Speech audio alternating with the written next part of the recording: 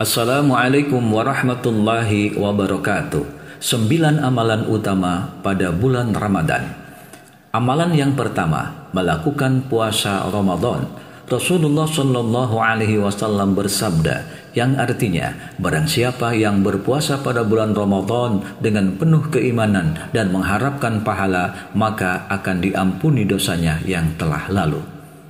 Yang kedua, melakukan sholat tarawih dengan berjamaah. Rasulullah Shallallahu Alaihi Wasallam bersabda, yang artinya, barang siapa yang sholat malam di bulan Ramadan dengan penuh keimanan dan mengharapkan pahala, maka akan diampuni dosanya yang telah lalu.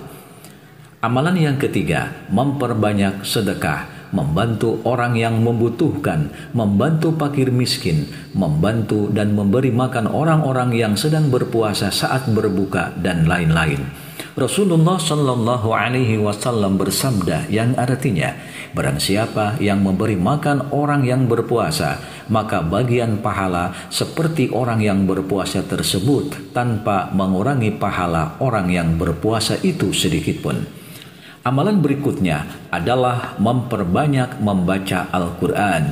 Bulan Ramadan adalah bulan Al-Quran, karena pada bulan Ramadan Al-Quran pertama kali diturunkan. Sebagaimana Allah Subhanahu wa Ta'ala berfirman dalam surat Al-Baqarah 185, yang artinya, bulan Ramadan adalah bulan yang di dalamnya diturunkan Al-Quran sebagai petunjuk bagi manusia dan penjelasan-penjelasan mengenai petunjuk itu serta pembeda antara hak dan yang batil.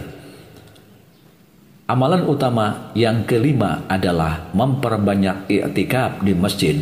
Dari Aisyah radhiyallahu anha, beliau mengisahkan bahwa sesungguhnya Rasulullah Shallallahu Alaihi Wasallam melakukan i'tikaf di 10 hari terakhir Ramadan hingga Allah Subhanahu wa Ta'ala mewafatkan beliau. Kemudian para istri beliau sepeninggal beliau juga melakukan i'tikaf. Amalan berikutnya adalah mencari keutamaan Lailatul Qadar dengan bersungguh-sungguh dalam beribadah. Rasulullah Shallallahu Alaihi Wasallam bersabda, yang artinya, barang siapa yang melakukan sholat malam pada malam Lailatul Qadar dengan penuh keimanan dan mengharap pahala, maka akan diampuni dosanya yang telah lalu.